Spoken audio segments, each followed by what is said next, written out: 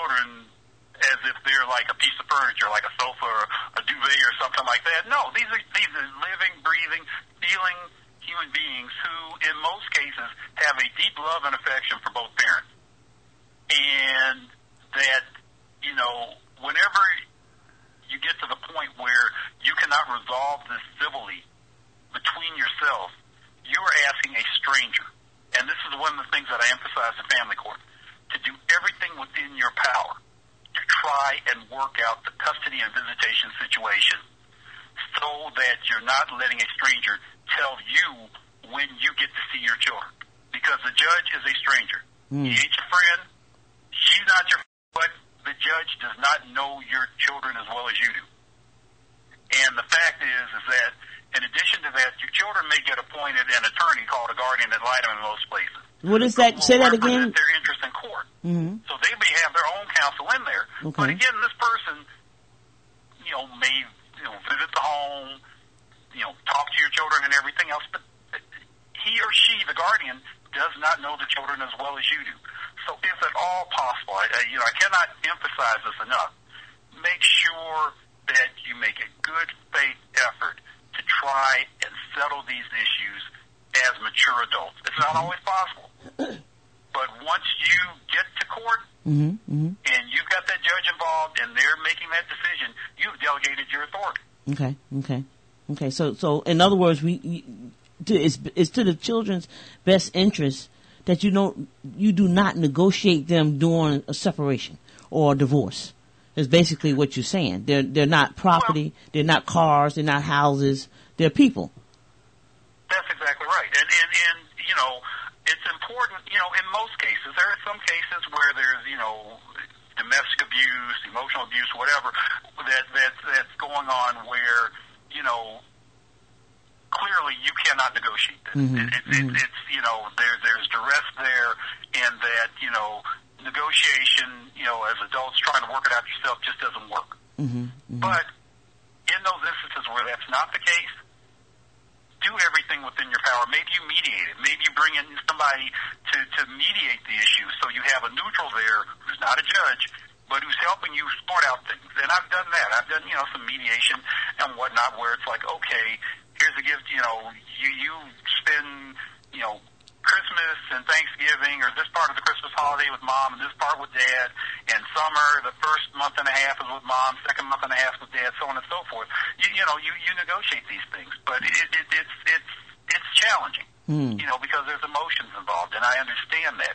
Okay. But remember is that the emotions go beyond just the two principles in the marriage. Okay. The children, once you have children, they have got to be taken into consideration. And those children, as I said, but for extreme circumstances, have an absolute right to have a relationship with both parents. Okay, unless there is an abuse situation from one of them. Exactly, and even then, it's like courts still will try and work out something. And you may have supervised visitation. It may have to be at a visitation center.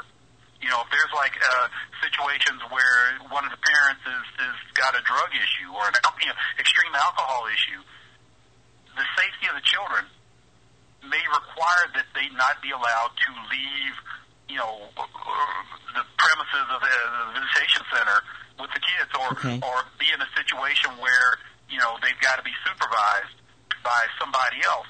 But you try and do it in such a way that to make it, I guess, basically as natural as possible.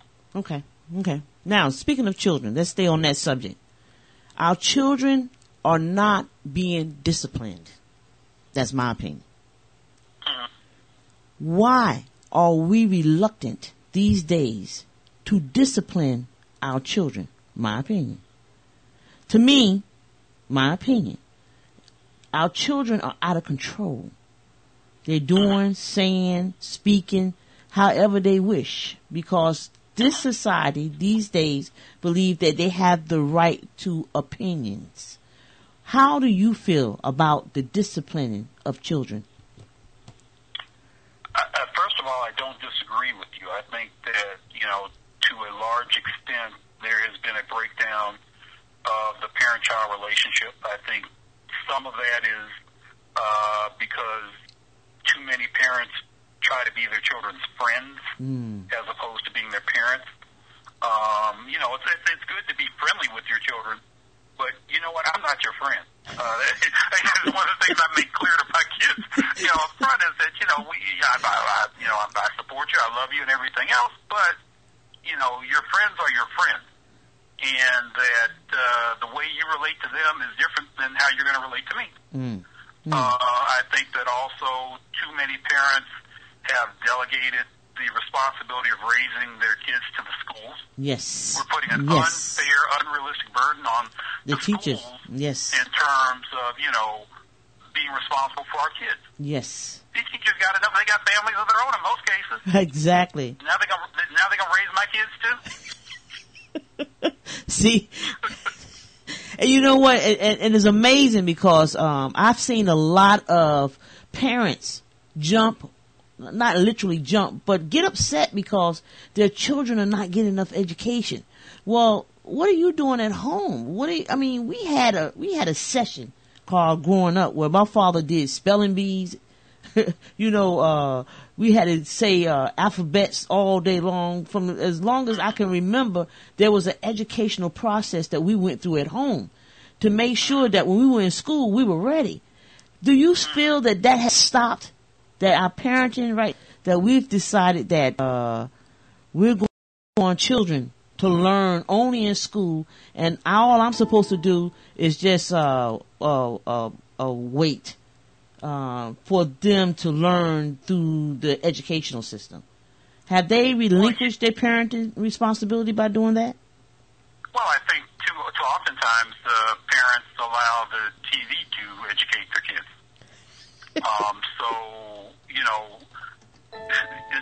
It's important to read books. Mm-hmm. Computers are wonderful things, but it's like too much time on a computer also slows down, I think, social skills. If everything, your communication becomes all, basically computer shorthand, and you communicate with others through Facebook, which I think is, I don't allow my kids to get on Facebook now. I'm not going to pretend that, they may try and sneak an account, but you best believe I'm trying to figure out what their passwords are and everything else to get on it. Right. I think that we've become disengaged with our kids. That's the word I'm looking for. That is the word I'm looking for. Video games, TV sets, computers, you don't do family activities together, so all of that contributes to the breakdown, and it's easy to do. It's like, look, I'm not sitting here saying that, certainly the relationship that I have with my kids is where it probably ought to be. Right. By the same token, I'm aware of where my shortcomings as a parent are, and I'm trying to address them. Right. And guys, you got to remember that Karl and I are basing our raising, our answers to you on experience. He has an adult daughter, and he also has a teenage daughter, and he has one that's on the way, and then he has a younger daughter. So these. Wait, no, we don't have one that's on the way. No. I don't mean like that. One is on the way to be a teenager. Oh, I'm sorry. Don't scare me. You like somebody didn't tell you? Oh, no, that's a little scary. You just as crazy. Oh my God! Did I scare you, Karl? You scared me.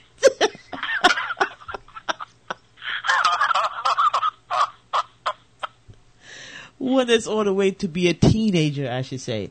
So our years of experiences have really been detailed, and I have 2 adult sons. Now, the other night I was listening to a radio show, and we were talking about raising men not to be mama boys. How do you feel about single women raising men today? Or raising boys to be men? Do you think it's something that they cannot do?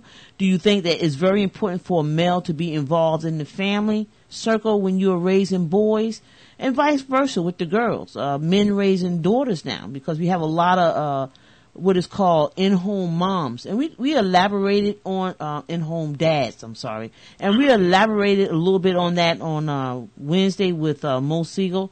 and he talked about that. He just didn't think it should be. What is your opinion about a stay-at-home dad? I mean, stay-at-home dad is the reality. I mean, the bottom line is, you look at where, going back to our earlier subject talking about unemployment, you got a lot of men who are unemployed right now and who, are looking for work, but also, are at home with their children, engaged with them. And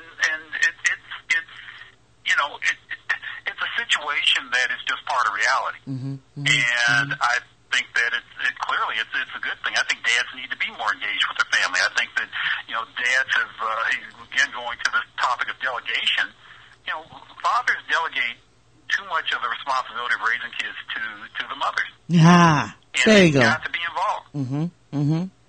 And I agree with you 100%. And it's not just a weekend thing. It's not just okay, I'm gonna take the kids and we're gonna go to a movie or we're gonna go to a ball game or something like that. It's like homework. It's a matter of sitting down and cooking meals together. It's a matter of, getting, doing one-on-one. That's another thing that's just critical is that, if you've got 2, 3, 4 kids, you need to give each one of them some time. Absolutely. One-on-one time with you. And it's hard. It's not an easy job. This is what we need to really emphasize, that it's not an easy job. It really takes a lot of patience because each of your children are different. And, I would have, for one of my father's children to have been able to come and say, hey, I'm taking them for 2 or 3 years would have been just like heaven. Not physically, but just saying, I know that they're turning into men from the age of 14 to 21. Let me go ahead and mentor them to where they need to be real men. Why is that so not prevalent today? Why is it that men just will not? And there are some men out there that are good fathers. I mean, I've spoken to 2 this week that are excellent dads. They really, really, really concentrate on who their children are going to be in society. But then we have those men who just will not kick in. And those men, I should say, they have had good fathers. Maybe not. But what is it about the man that feels that the woman should be the primary caretaker in the relationship when it comes to raising the children per se at home? I think that part of it is the fact that a lot of these men have not had that male role model, that example to follow, to give them guidance. And so, the fact is that, not just that it's okay for you to be an involved and engaged, dad who's in touch with, his own feelings as well as those of his kids. But, the fact is that they've also, they just got to really have the maturity and the self-confidence in who and what they are. Right. As far as being a father. Okay. I agree with that. Okay. I'm going to let you ride on that one, Karl. We're going to get off that subject. All right, Karl, let's talk about single women. Let's jump on that subject. Okay. Women who want to be married but can't find a husband. What are they doing wrong, Karl? Ooh, that's a tough one. I don't know if they're doing anything wrong. It's a tough marketplace. You don't, and that's putting it as such an economic type of analysis of the marketplace, but it is. I mean, the fact of the matter is that folks need to be particular about who they choose to be their mate. Why, Karl? And you don't have to settle. Right. Because